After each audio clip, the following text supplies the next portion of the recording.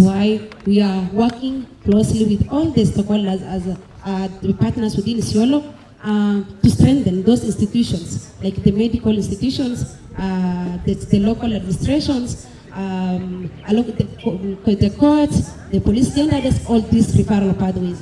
So that is the second thing we are working on. And on the same institutions, we have worked so far on a gender policy, review of the county gender policy. That's one of the achievements which we have achieved during this year as we are celebrating today. So that's one of the things we are celebrating. Why? Because we have done the review, we have done the inclusion of all the communities, all specific vulnerable groups in our gender policy. So that is one of the achievements as we are celebrating today. This day we are seeing is an achievement. And the other one, in this collaboration, the coordination, we did the gender analysis survey. Why we did the gender analysis survey? For every survey, it's supposed to help us in making decision. So it gives us what in Isiolo, how are the pictures, how does it look? If we say GBV, how are the GBV prevalent? What are the GBV which are prevalent within Isiolo? So that we know how we can strategize how we can work to end the GBV. Kumekuwa pia uongezefi wa ile maneno Mr. Kariuki alituelezea. Wamama wanauliwa, wasichana wanauliwa, na hawauliwi na watu wengine, ni sisi wanaume tu, mandugu wao, mababa wao ambao tunafanya hizo vitendo. Ukifuatilia zamani hiyo maneno haikuwa inafanyika. Tunafaa tujiulize vizuri sana, why are these issues coming up now? Now what is it that we are doing differently? Is it school? Is it the family? Where has broken down? Tunafaa kuangalia sana hiyo maneno. Kwa hiyo maneno tu Mr. Kariuki aliongezea, kuna maneno inaendelea na inanyamaziwa sana. Wazee wanadhulumiwa na hakuna mtu anaongea. Well, act in Kenya, so medicalization is even more illegal because once a healthcare practitioner that actually is actually given the medical ethics on how to perform with patients goes and medicalizes FGM, it is actually very detrimental to the health of the woman or the girl that is facing the FGM.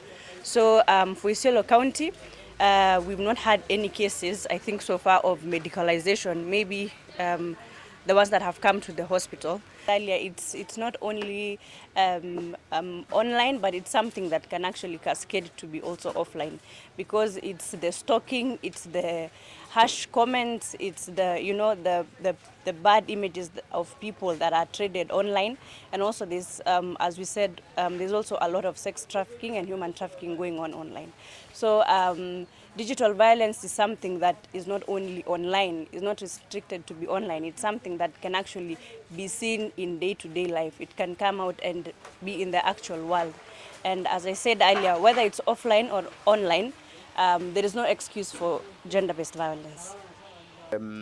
We have a big gap in terms of data management, which I know it's one of the questions that was being asked earlier, that how are we trying to, to structure data management, and how we can have kind of a common registry for all of us.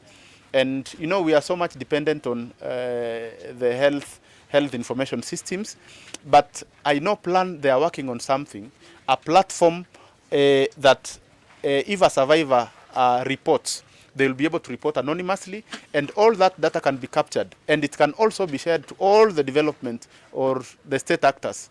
And it's some data that everyone can be able to access easily. I know they are working on a platform, and I think that will be possible. SHARP is actually in this county to not only work with the health department in terms of enhancing multi-sectoral collaboration, because when you look at issues of SGBV, they touch directly on the gender department and on the health department. And so for us to be able to slay this monster of teenage pregnancy, we must work together. We must enhance that collaboration. We have to work with the grassroots organizations at community level. So one of the things that we are planning to do around these 16 days is to support and collaborate with CSOs working across all the sub-counties in this Isiolo County in terms of having dialogues and sensitization forums. And these are activities we are planning jointly with the Department of Health so that we can sensitize them on issues of teenage pregnancy, on accessing the relevant information, and on the referral pathways, because policies and guidelines are only as important as the people who are aware about those. The other thing we are doing is having high-level engagements with policymakers so that we can get real commitment in terms of what we can implement in terms of rapid action towards elimination of violence and the issue of triple threat. Of course, the other thing is supporting issues of data quality, because without data, it is impossible to, plan accordingly.